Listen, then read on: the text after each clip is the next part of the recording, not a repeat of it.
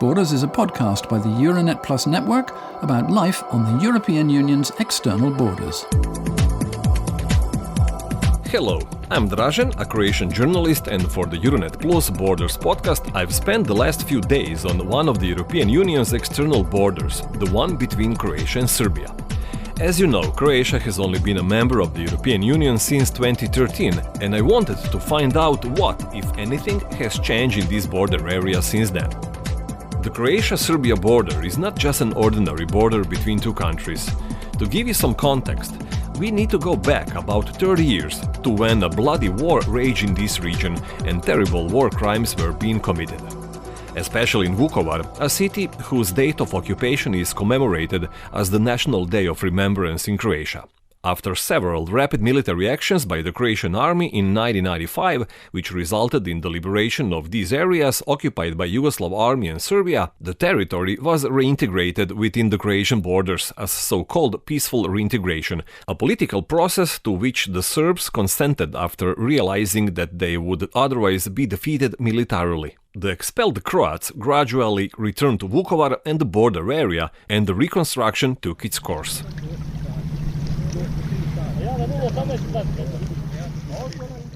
Hairdresser Daria, a Vukovar resident, welcomes me to her beautiful house on the banks of the Danube.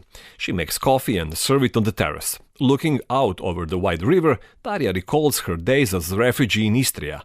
Back then, this free Croatian territory took in thousands of refugees. But Daria's journey did not end there. After the war, I went to London and stayed there for 3 years instead of the planned 5 months. I then decided to return to Vukovar, because those people who died deserved for life to continue here, for people to live happily and contentedly. When we returned to Vukovar, there were only streetlights here and not very many of them. We would jump over the rubble, and there was a cafe where we would all hang out.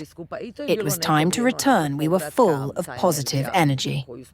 People asked me why I was returning from London to Vukovar, but I was coming home.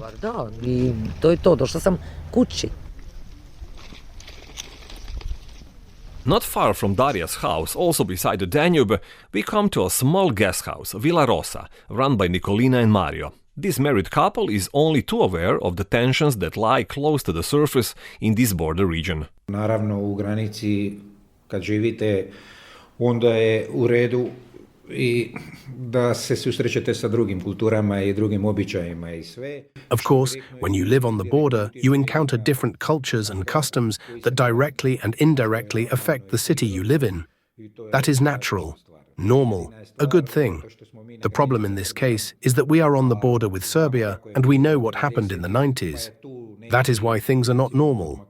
But we cannot escape the reality that we all live together in this area. That we are not identical, but we are similar and our customs are similar.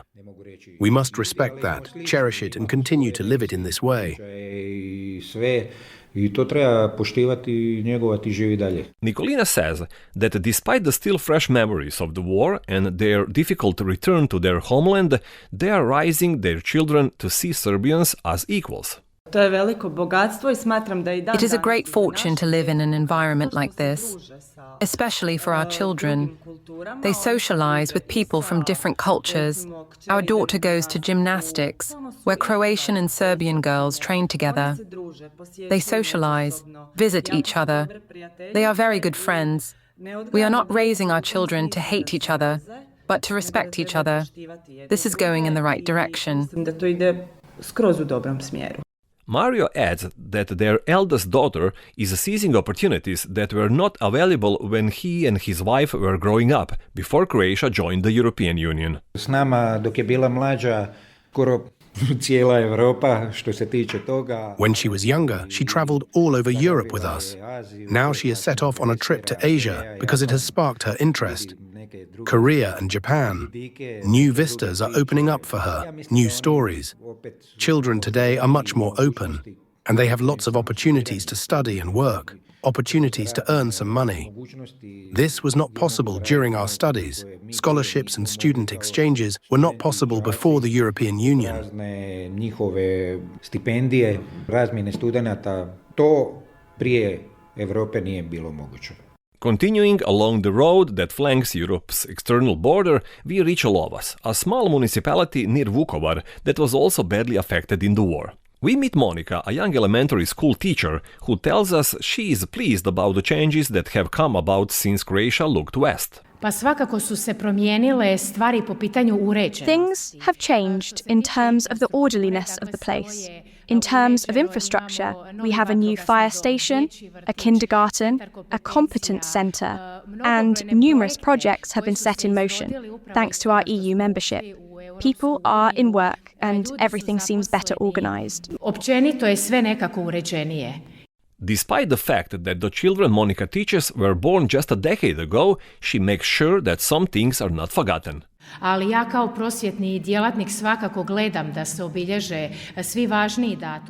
a teacher, I make sure that all important and significant dates are marked, both ones related to the village and to the fall of Vukovar. I like to talk about this. Some children are more informed than others, which is not surprising. After all, these are 8 to 10-year-olds. They have no way of knowing all the things that happened during the war, and I don't think we should overemphasize them. Future generations won't talk about the war so much. We will remember it, but we won't let it hold us back. In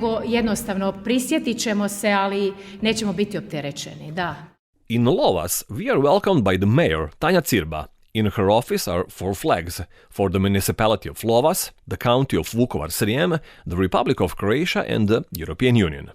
She begins her story with the sad events of the late 90s, the exhumation of murdered locals from a mass grave and their dignified burial. All the infrastructure, the houses that were destroyed, the churches and the school had to be rebuilt. And she's proud of the progress that has been made. Life on a border is different, especially on this one where there was a war in which people died. As a woman who lives here with her family, and as someone who works here, I can say that joining the EU has brought us a number of benefits. We have learnt a lot: how to undertake projects, how to successfully implement them. This is evident from our environment. Life on this border has its own specificities. We even had a migrant crisis here. My municipality was home to a migrant camp that took in 500,000 migrants. That was a big problem, but it was solved. Problems are being solved. We may be at the easternmost edge, but we are looking towards Europe. The knowledge that municipality of Lovas has gained from implementing all the projects, Tanja Cirba refers to as being selflessly shared with the partners in Bosnia and Herzegovina and Serbia through cross-border cooperation. The mayor says that the young people she works with in these projects truly understand the opportunities offered by EU membership and hope that the EU it will help to break down other borders. However, there are also those who are quite happy for the borders to remain, especially the elderly for whom memories of the war are still vivid. At the Vukovar Green Market, we meet a war veteran selling apples. We ask him what benefits the EU has brought. It's left the Serbs, thank God, on the other side of the border. That is positive. The Vukovar market is full of colors and fragrances, but not so many customers. We ask our veteran if his homegrown apples, once not sprayed with pesticides, are selling well. When people see that the apples are shriveled, that they don't look perfect, yet everyone wants them without pesticides, organically grown, that's where the problem with sales arises, unfortunately.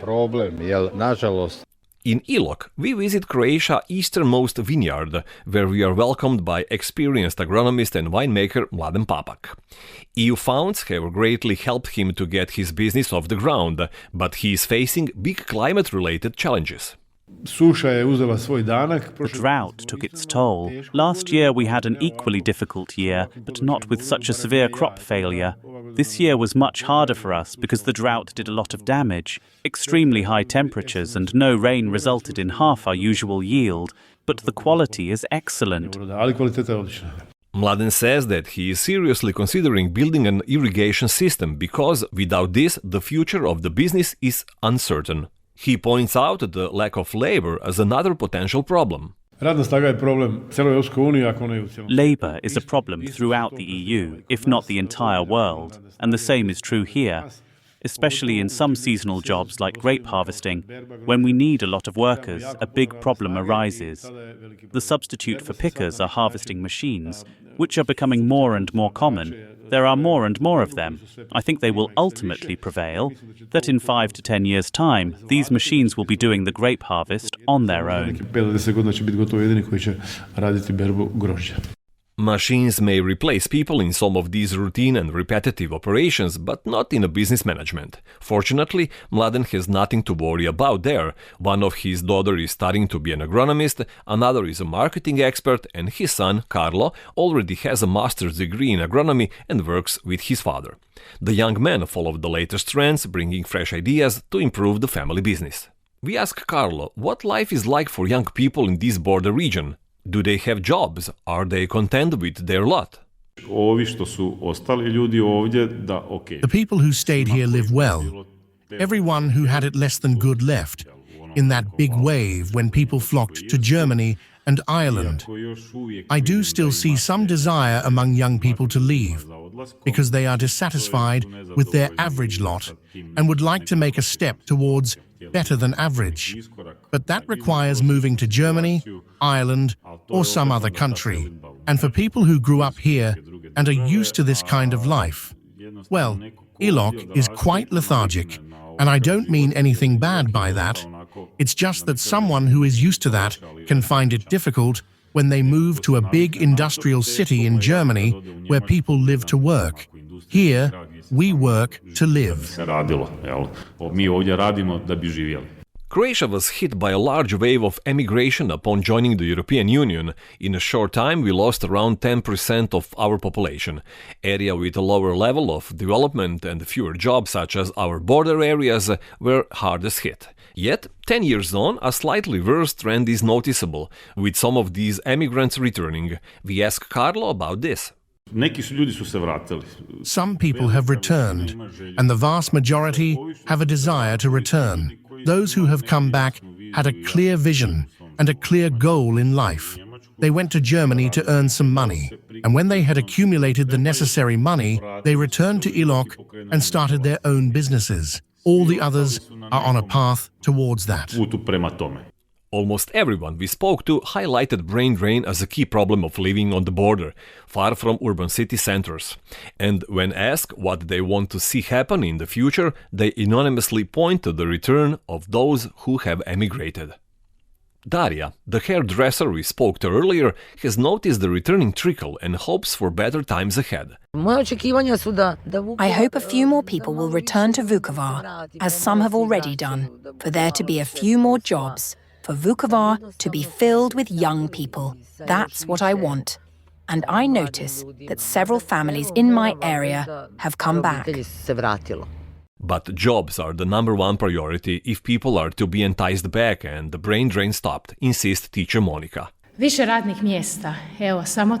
More jobs, that's all. I believe that more people would live here in Lovas and in Slavonia in general if there were more jobs, because that's the only thing that keeps a family in a place. After all, why would someone move, for example, to Ireland or Germany, if not for work? That's all I want. We already have everything else here. The people we spoke to clearly have no desire to leave Croatia's eastern border.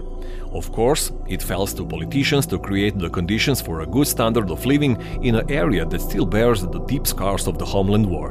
But no matter what, the residents of this region are looking forward to a brighter future.